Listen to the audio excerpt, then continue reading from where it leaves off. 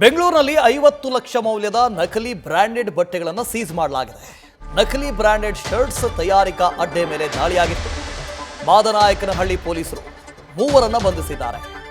American company branded ಹೆಸರಲ್ಲಿ ನಕಲಿ ಶರ್ಟ್ಗಳನ್ನು ಮಾರಾಟ ಮಾಡ್ತಾ ಇದೆ.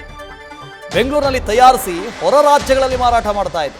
ಅಶ್ರಫ್, ಶರೀಫುದ್ದೀನ್, ಸರವಣ ಇಷ್ಟೂ ಜನರನ್ನು ಬಂಧನ ಮಾಡಲಾಗಿದೆ. ಅನ್ವೇಷ್ IPR ಸರ್ವಿಸ್ ಕಂಪನಿಯ ದೂರಿನ ಅನ್ವಯ ಪೊಲೀಸರು ದಾಳಿ ಮಾಡಿದ್ರು. ಬೆಂಗಳೂರಲ್ಲಿ ಸಿಗುತ್ತೆ ನೋಡಿ, ಇದು ಬ್ರ್ಯಾಂಡೆಡ್ ಅಂತ ಮಾರ್ತಾರೆ. ನೋಡಿದ್ರೆ ಅದು ಬ್ರ್ಯಾಂಡೆಡ್ಡೇ ಆಗಿರೋದಿಲ್ಲ. ಒಂದಷ್ಟು US ಪೋಲೋ ಇಂಥ ಕಂಪ್ನಿಗಳಿರ್ತವೆ. ಈ ಕಂಪ್ನಿಯ ಹೆಸರಿನಲ್ಲಿ ದೋಖಾ ಮಾಡ್ತಾರೆ. ಒರಿಜಿನಲ್ ಅಂತ ಬಂದಾಗ 2,500, 3,000, 5,000 ಅಂತ ಇರುತ್ತೆ. ಒಂದು 500 ರೂಪಾಯಿ 700 ರೂಪಾಯಿ ಲೇಬಲ್ ಹಾಕ್ಬಿಟ್ರೆ ಎಲ್ಲರೂ ಅಲ್ಲೇ ತಗೊಳ್ತಾರೆ. ಶಿವಕುಮಾರ್ ಇದ್ರ ಬಗ್ಗೆ ಹೆಚ್ಚಿನ ಡೀಟೇಲ್ಸ್ ಅನ್ನು ಕೊಡ್ದು ಹೋಗ್ತಾರೆ. ಶಿವಕುಮಾರ್, ಎಷ್ಟು ವರ್ಷಗಳಿಂದ ಇದನ್ನೇ ಮಾಡ್ತಾ ಇದ್ರು ಇವರು ಅಂತ ಬೆಂಗಳೂರಲ್ಲಿ ಮಾರಾಟ ಮಾಡ್ತಾ ಇದ್ರು ಇವರು?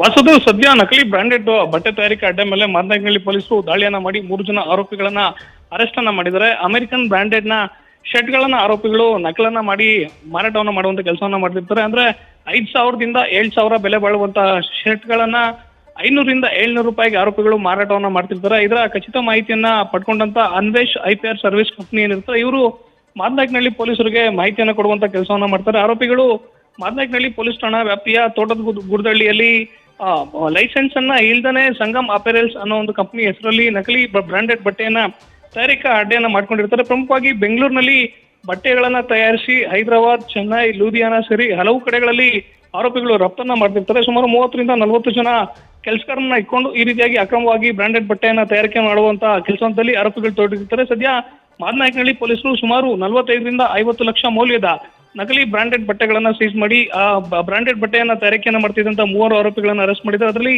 ಅಶ್ರಫ್, ಶರೀಫುದ್ದೀನ್, ಸರವಣ ಎಂಬ 3 ಜನ ಆರೋಪಿಗಳನ್ನ ಅರೆಸ್ಟ್ ಮಾಡಿ ಹೆಚ್ಚಿನ ವಿಚಾರಣೆಯನ್ನ ಮಾಡ್ತಿರುವಂತದ್ದು. Vasudev. Okay, thank you Shivakumar. News first, ನಿರ್ಭೀತಿಯಿಂದ ನಿಮ್ಮ ಪರವಾಗಿ.